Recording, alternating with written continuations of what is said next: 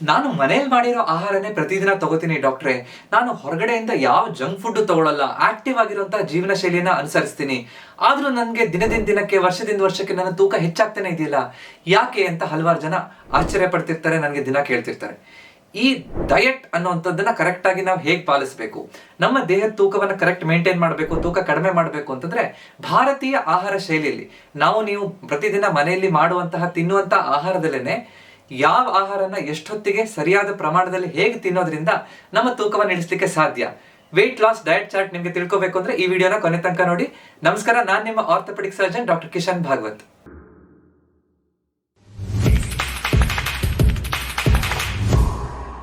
ನೀವೆಲ್ಲರೂ ಒಂದಲ್ಲ ಒಂದು ರೀತಿಯಲ್ಲಿ ತೂಕ ಕಡಿಮೆ ಮಾಡಕ್ಕೆ ಡಯಟ್ ಮಾಡಿರಬಹುದು, ಆಹಾರ ಪದ್ಧತಿನ ವ್ಯತ್ಯಾಸ ಮಾಡಿರಬಹುದು.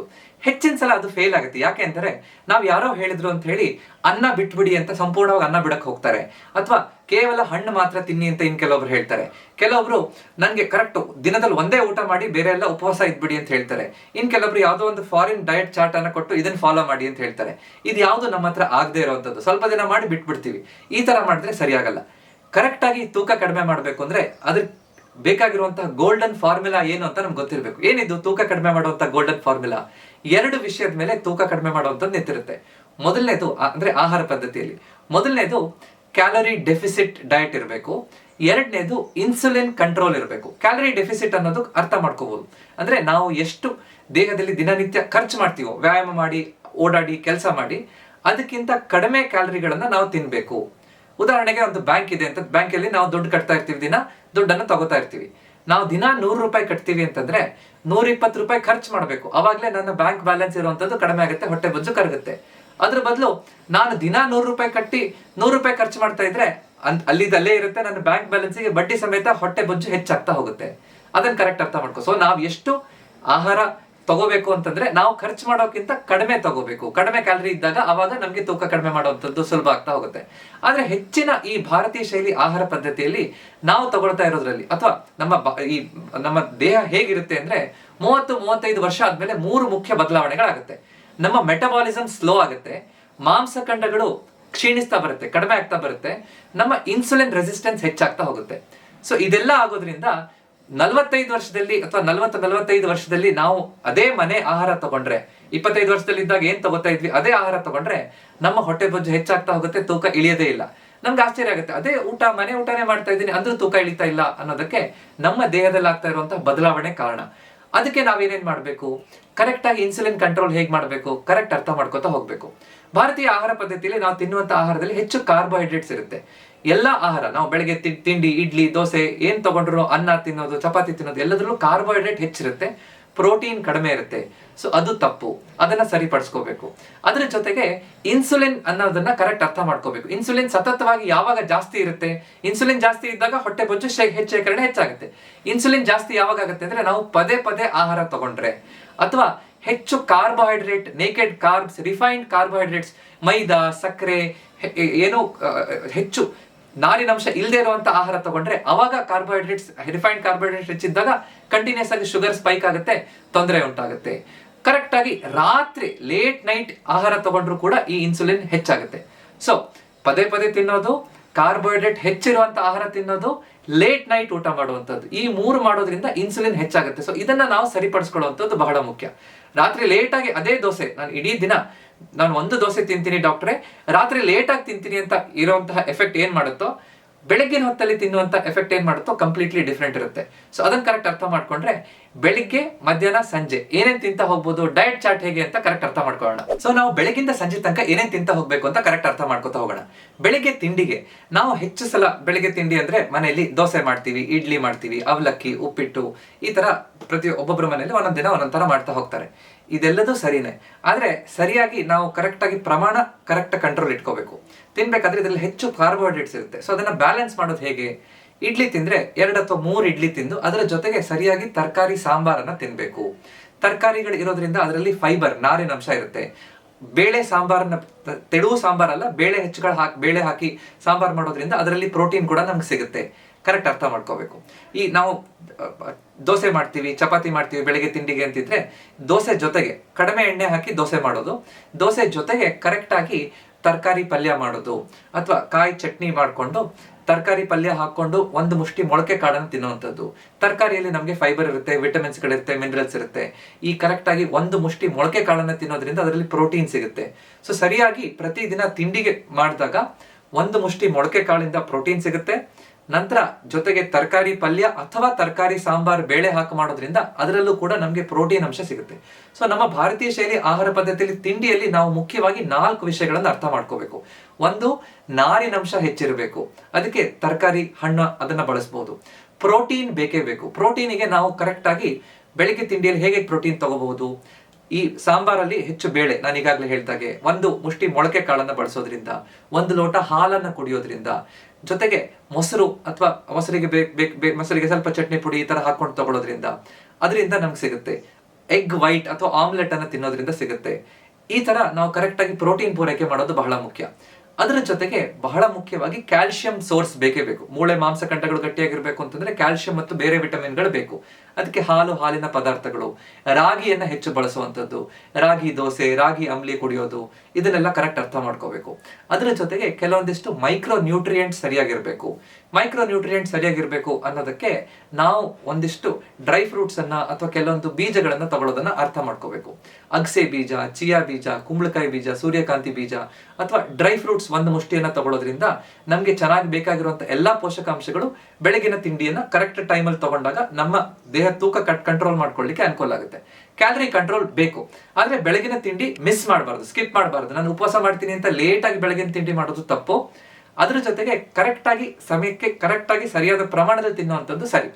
ಪ್ರತಿದಿನ ಒಂದೇ ತರ ಇರಬೇಕು ಅಂತಿಲ್ಲ, ಆದ್ರೆ ಬೇರೆ ಬೇರೆ ನೀವು ಮಿಕ್ಸ್ ಅಂಡ್ ಮ್ಯಾಚ್ ಮಾಡ್ಬೋದು. ಆದ್ರೆ ಅದರಲ್ಲಿ ಪ್ರೋಟೀನ್ ಇದೆಯಾ, ಫೈಬರ್ ಇದೆಯಾ, ಕ್ಯಾಲ್ಸಿಯಂ ಇದೆಯಾ, ನಾರಿನಂಶ ಇದೆಯಾ, ಈ 4 ಪ್ರಶ್ನೆ ಕರೆಕ್ಟ್ ಅರ್ಥ ಮಾಡ್ಕೊಂಡು ಕೇಳ್ಕೊಂಡಾಗ ನಮ್ಗೆ ಕರೆಕ್ಟ್ ಆಗಿ ಸಮತೋಲನದ ನಮ್ಮ ತೂಕ ಕಡಿಮೆ ಮಾಡ್ಲಿಕ್ಕೆ ಬೇಕಾಗಿರುವಂತಹ ತಿಂಡಿಯನ್ನ ನಾವು ಸರಿಯಾಗಿ ಬ್ಯಾಲೆನ್ಸ್ ಮಾಡ್ಕೊಳ್ಳಿಕ್ಕೆ ಅನುಕೂಲ ಆಗುತ್ತೆ.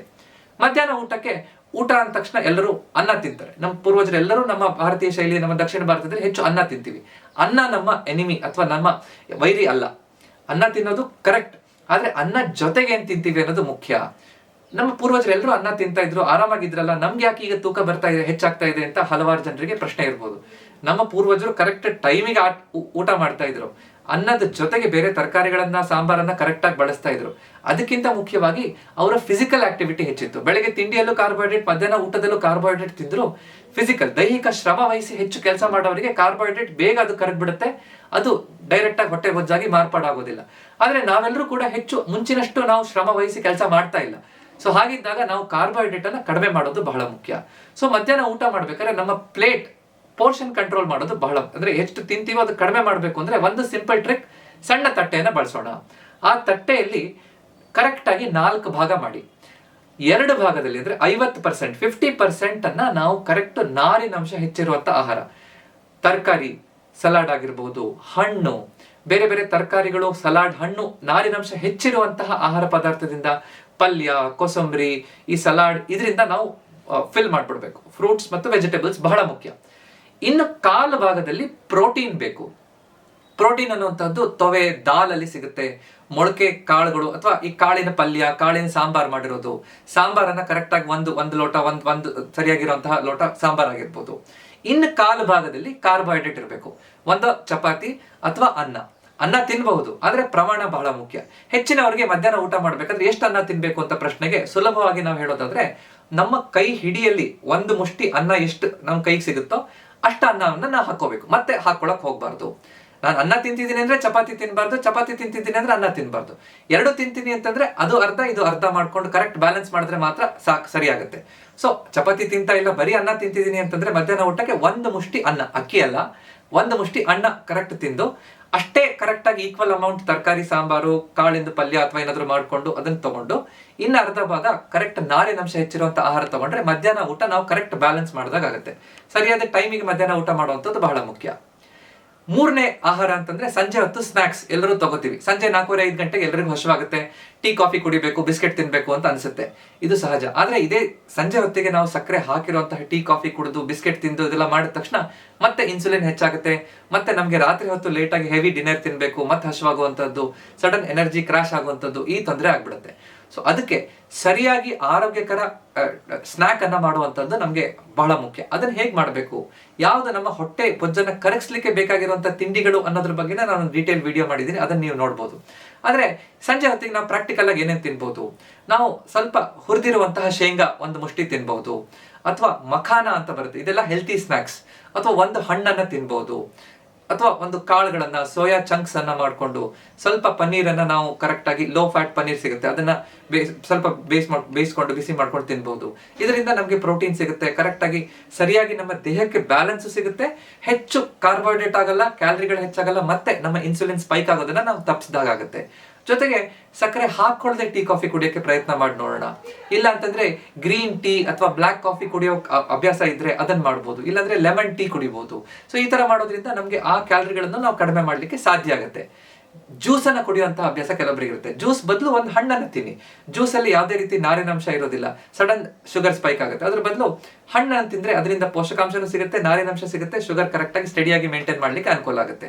ರಾತ್ರಿ ಹೊತ್ತು ಊಟ ಎಷ್ಟು ಮಾಡ್ಬೇಕು ಅಂದ್ರೆ ಮಧ್ಯಾಹ್ನದ ಊಟದ ಎಷ್ಟು ಪ್ರಮಾಣ ಇತ್ತೋ ಅದರ 30% ಅಷ್ಟೇ ನಾವು ಆಹಾರ ತಗೊಂಡ್ರೆ ನಮ್ಗೆ ಒಳ್ಳೇದು, ವೆಯ್ಟ್ ಲಾಸ್ ಅನ್ನ ಮಾಡ್ಬೇಕು ಅಂತಿದ್ರೆ. ಸೊ ಕರೆಕ್ಟ್ ಅರ್ಥ ಮಾಡ್ಕೊಂಡ್ರೆ ಬ್ಯಾಲೆನ್ಸ್ಡ್ ಆಗಿ ಬೆಳಗಿನ ತಿಂಡಿ, ಮಧ್ಯಾಹ್ನದ ಊಟ, ಸಂಜೆ ಸ್ನಾಕ್, ರಾತ್ರಿ ನಾವು ಕರೆಕ್ಟ್ ಆಗಿ ಆಹಾರ ಅಂದ್ರೆ ರಾತ್ರಿ ಡಿನ್ನರ್, ಲೈಟ್ ಡಿನ್ನರ್, ಬೇಗ ಡಿನ್ನರ್ ತಗೊಳ್ಳೋದು ಒಳ್ಳೇದು. ಇದನ್ನ ನಾವು ಇಂಟರ್ಮಿಟೆಂಟ್ ಫಾಸ್ಟಿಂಗ್ ಕೂಡ ಕೆಲಸ ಮಾಡುತ್ತೆ. ಅದನ್ನ ನಿಧಾನವಾಗಿ ನಾವು ನಮ್ಮ ಈಟಿಂಗ್ ವಿಂಡೋ ಅಂದ್ರೆ ಬೆಳಗ್ಗೆ ಎಷ್ಟೊತ್ತಿಗೆ ತಿಂಡಿ ತಿಂತೀವಿ, ರಾತ್ರಿ ಎಷ್ಟೊತ್ತಿಗೆ ಕೊನೆ ಆಹಾರ ತಗೋತೀವಿ, ಅದನ್ನ ಕಡಿಮೆ ಮಾಡ್ತಾ ಬರ್ಬೇಕು. ಅಂದ್ರೆ ಬೆಳಗ್ಗೆ 8:30ಗೆ ನಾವು 9 ಗಂಟೆಗೆ ನಾವು ತಿಂಡಿ ತಿಂದ್ರೆ ಸಂಜೆ 7 ಗಂಟೆಗೆ ನನ್ನ ರಾತ್ರಿ ಊಟ ಆದ್ರೆ ನನ್ನ ಈಟಿಂಗ್ ವಿಂಡೋ 10 ಗಂಟೆ, 10 ತಾಸು ಅಂತ ಹೇಳ್ಬೋದು. ಸಂಜೆ 7 ಗಂಟೆಯಿಂದ ಬೆಳಿಗ್ಗೆ 9 ಗಂಟೆ ತನಕ ನಾವು ಏನೋ ಆಹಾರ ತಗೋಬಾರ್ದು, ನೀರು ಕುಡಿಬಹುದು ಅಥವಾ ಗ್ರೀನ್ ಟೀ ಕುಡಿಬಹುದು. ಆ ತರ ಮಾಡೋದ್ರಿಂದ ನಮ್ಗೆ ರಾತ್ರಿ ಹೊತ್ತು ನಮ್ಮ ಇಡೀ ದೇಹಕ್ಕೆ, ನಮ್ಮ ಪಚನ ಕ್ರಿಯೆಗೆ ಬಹಳ ಚೆನ್ನಾಗಿ ರೆಸ್ಟ್ ಸಿಗುತ್ತೆ. ನಮ್ಗೆ ಕರೆಕ್ಟ್ ಆಗಿ ಬೇಗ ಈ ದೇಹ ತನ್ನಂತ ರಿಪೇರ್ ಮಾಡ್ಕೊಳ್ಳುತ್ತೆ, ಹೊಟ್ಟೆ ಬೊಜ್ಜನ್ನ ಕರಗಿಸ್ಲಿಕ್ಕೆ ಮೆಟಬಾಲಿಸಮ್ ಸರಿಯಾಗಿ ಕೆಲಸ ಮಾಡುತ್ತೆ. ಅದನ್ನ ಅರ್ಥ ಮಾಡ್ಕೋಬೇಕು ನಿಧಾನವಾಗಿ. ಆದ್ರೆ 9 ಗಂಟೆ ಸಂಜೆ 6 ಗಂಟೆ, 9 ಗಂಟೆ ಸಂಜೆ 5 ಗಂಟೆ, ಇದನ್ನ ಇನ್ನೊಂದ್ ಸ್ವಲ್ಪ ಕಂಪ್ರೆಸ್ ಮಾಡಕ್ಕೆ ಪ್ರಯತ್ನ ಮಾಡ್ಬೋದು. ಈ ತರ ನಾವು ಕರೆಕ್ಟ್ ಆಗಿ ಪ್ಲಾನ್ ಮಾಡಿದ್ರೆ ಡಯಟ್ ಅನ್ನ ಬಹಳ ಚೆನ್ನಾಗಿ ಖುಷಿಯಿಂದ ನಮ್ಗೆ ವೆಯ್ಟ್ ಲಾಸ್ ಮಾಡ್ಲಿಕ್ಕೆ ಅನುಕೂಲ ಆಗುತ್ತೆ.